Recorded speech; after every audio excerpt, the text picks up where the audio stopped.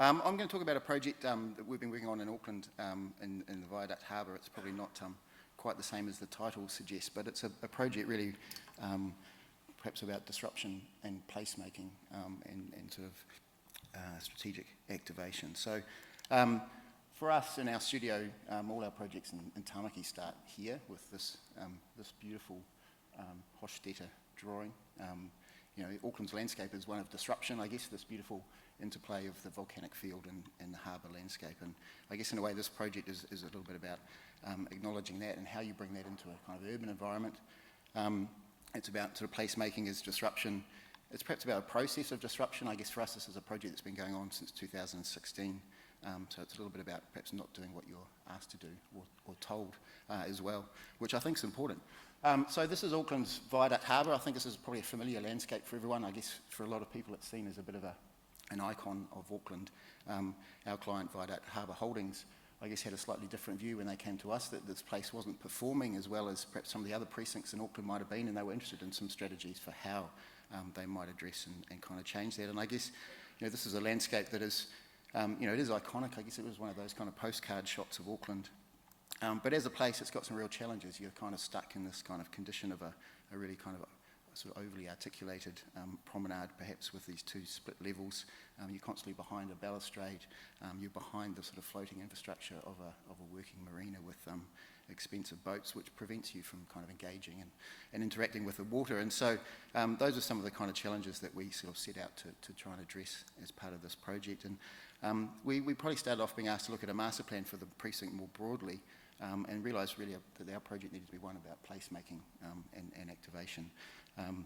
And so some of our kind of thoughts around, you know, celebrating the history of the place. It had been, when it was rebuilt in the 1990s, all of those kind of interesting, authentic working waterfront character features of this landscape were sort of erased. And so part of what we're thinking about is putting that back again and celebrating this connection with the water, with the wider planning and master planning of Auckland's waterfront and the Whenua Quarter and the downtown precinct. And also looking at the sort of stories of the place and celebrating these kind of enclosed water spaces that the viaduct has, these sort of series of headlands and vantage points that you get around the outside of the precinct. And thinking of it as a circuit, as a kind of a place where you might be able to come down and walk around it as a loop, and how we might articulate and express that as an experience that's sort of episodic and has more variation to it than it currently does. And this idea, I guess, number 9, the tactical disruption of the promenade, is really what this project is about.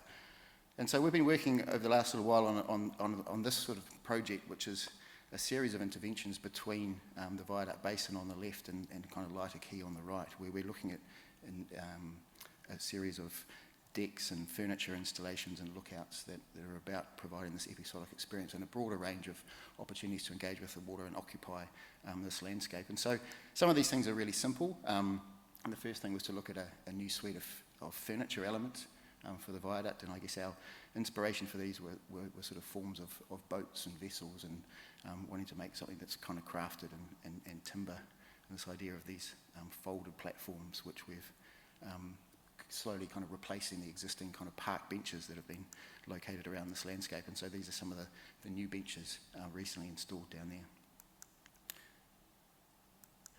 I guess secondly, the second part of a kind of furniture strategy was looking at how we might connect the upper and lower levels of the existing promenade. There was a real disconnect with a balustrade and a significant level change, which was kind of preventing people from moving up and down between those two levels, and really everyone was sort of stuck on, you're either on the upper level or circulating on the lower level.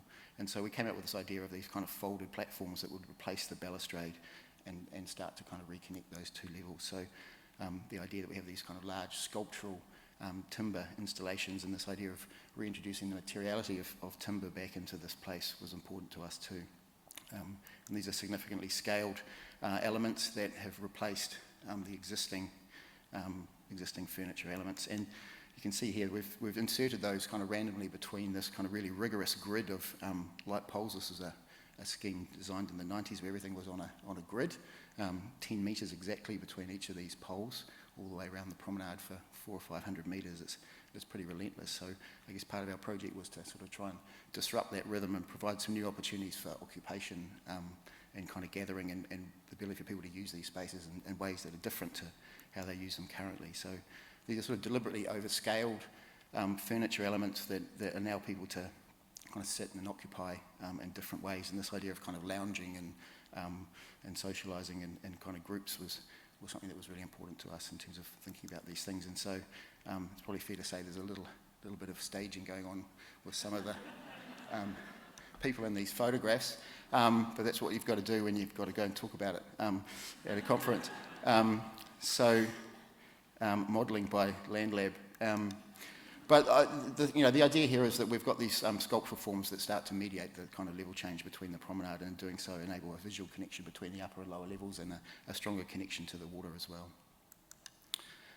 One of the other parts of this project has been looking at a series of structures out over the water, and this is the kind of lookout off the end of Waitemata Plaza. I don't know if we only just got consent for this the other day, so people probably haven't seen this before. But this is the idea of a kind of public viewing platform and experience where we can actually get out over the water's edge and beyond that balustrade at the intersection of the promenade adjacent Waitemata Plaza. And the idea behind this is a sort of a taurapa as a sort of waka prow element and a kind of new destination and experience within that wider promenade. And so this ability to get out beyond and over the water and connect with that view of the wider landscape. And from the end of this lookout, you can see, Wynyard Quarter, the harbour bridge, Rangitoto, back to the city and the Sky Tower. And I guess this is the kind of experience that doesn't exist in the viaduct. It certainly doesn't really exist in many places around Auckland's waterfront either. One of the other things we've been doing, I guess, around sort of placemaking and disruption is helping our client with an event. So those of you who've been to the Bright Nights events in Auckland would have seen what a success those have been, I guess, in getting a different type of person down to the viaduct and a different perhaps seeing a familiar landscape in a different way. So this celebration of design and light and nighttime is something that has been a key part of this project as well. I guess what I was asked to talk about was this project, and I guess this is where our project sort of morphed off into something that it didn't really intend to, which was this idea of a project which we've called Islands. And I guess we were inspired by Auckland's natural landscape and a desire to try and bring some of the ecology and the sort of the beauty of that landscape into this environment. And I guess and thinking about how we could use the water space as part of our project and part of placemaking, and taking some of the principles of tactical urbanism that we all probably know and understand, and applying those to spaces on the water. But informed, I guess, by this idea of what the Tamaki and Waitemata landscape is about. And so this idea of a series of kind of floating islands that we could program and locate around the viaduct and make new connections between the land and the water was something that we started playing around with and exploring, and sort of sheepishly presented to our client one day, who then got really excited about it and sort of asked for more.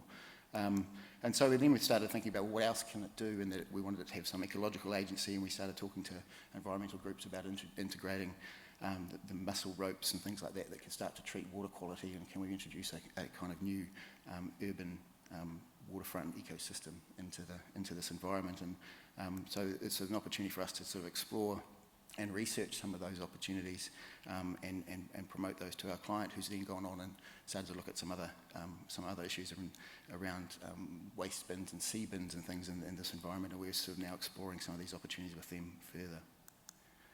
So we're really interested in this idea that there is an ecological function as well as a placemaking function to this idea of these islands, that we have the subterranean ecology that we can introduce into the viaduct, which is currently sort of fully constructed, and that this idea that the islands were this kind of movable, floating, operable kind of new landscape that we could introduce in different ways around the viaduct harbour. And so it started off with a really simple idea of taking a kind of pontoon system, but making that into a new and interesting shape, articulating that into an island form, which enables you to occupy it underneath and on top, and creating a kind of topography that supports internal occupation on top, and that can then be programmed in a bunch of different ways in terms of how you might use it in a kind of recreational way.